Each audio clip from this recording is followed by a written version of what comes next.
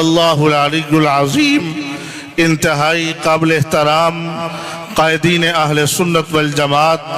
فیصل آباد سے اور گرد و نواح سے تشریف لانے والے توحید و سنت کے پروانوں، اصحاب رسول کے دیوانوں، آج کا یہ خوبصورت اور پروقار اور تاریخ ساز پروگرام بالخصوص دو شخصیات مغرق اسلام علامہ ضیاء الرحمن فاروقی شہید اور خطیب دور ایشیا علامہ ضیاء القاسمی رحمہ اللہ تعالی، ان کو سلام عقیدت اور محبت پیش کرنے کے لیے میں اور آپ یہاں موجود ہیں۔ یہ دونوں وہ شخصیات ہیں جو ہماری جماعت کے لیے تاریخی بھی اور علمی بھی شخصیات تھی۔ وہ جماعت جس کی بنیاد امیر عظیمت علامہ حق نواز جنگوی شہید نے جنگ میں رکھی تھی، جس کو پھر پوری دنیا میں پھیلانے کا صحرا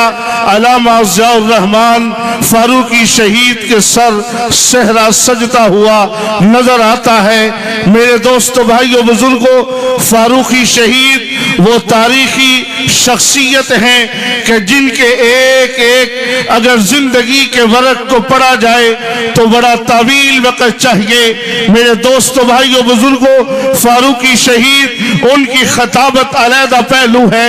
اور ان کی تصنیف علیحدہ پہلو ہے، ان کی تنظیم علیحدہ پہلو ہے اور ان کی تحریکی زندگی علیحدہ پہلو ہے۔ جماعت سے پہلے جو ان کی تنظیمی زندگی علیحدہ پہلو ہے اور جماعت کے اندر پوری دنیا میں جنگوی کا پرچم لہرانا یہ ان کا علیحدہ طرز زندگی ہے۔ میرے دوستو، بھائیو، بزرگوں، پھر اس مورخ اسلام کو میں کیوں نہ سلام محبت پیش کروں جس نے صرف پاکستان کے چوک و چوراہوں میں نہیں، انہوں نے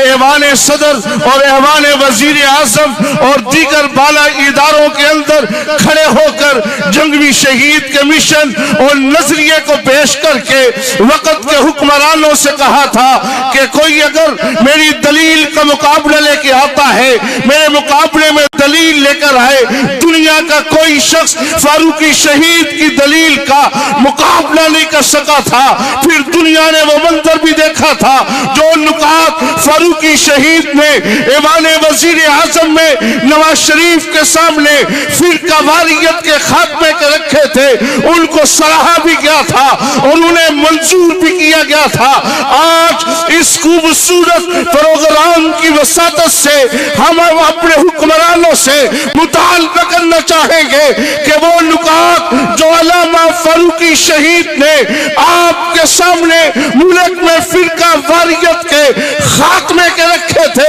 ان نکات کو سامنے رکھتے ہوئے ملک میں ناموس صحابہ بل اس کو نافذ کر کے اسے عملی شکل آپ کو دینا ہوگی انشاءاللہ۔ ناموس صحابہ بل اسے عملی شکل ملنی چاہیے کہ نہیں ملنی چاہیے؟ ہاتھ اٹھا کے تائید کریں گے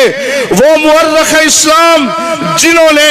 ہر ایوان میں جنگوی شہید کی اس جماعت کا فریرہ بلند کیا تھا اور صاحبان کی حیثیت خطیب اہل سنت، خطیب یورپ و ایشیا، جنہوں نے ہر مشکل لمحے میں اس جماعت کے اوپر اپنا شفقت والا ہاتھ رکھا تھا۔ آج اس خوبصورت پروگرام میں ان دونوں شخصیات کو سامنے رکھتے ہوئے ہم ان کی ارواح سے یہ ہم عہد کریں گے، آپ نے جس مشن اور نظریے کے لیے اپنی زندگی میں جدوجہد کی تھی اور اسی مشن اور نظریے کے لیے آپ نے اپنا لہو عدالت میں اور عدالت کے دروازے پہ دیا ہے،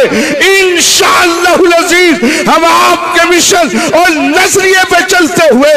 جوانیے لٹا جائیں گے، صحابہ کی عزت اور ناموس پہ پہرا دیتے ہوئے یہ کہتے ہوئے آئیں گے جان دی ہوئی اسی کی تھی، حق تو یہ تھا کہ حق ادا نہ ہوا۔ وآخر دعوانا الحمدللہ۔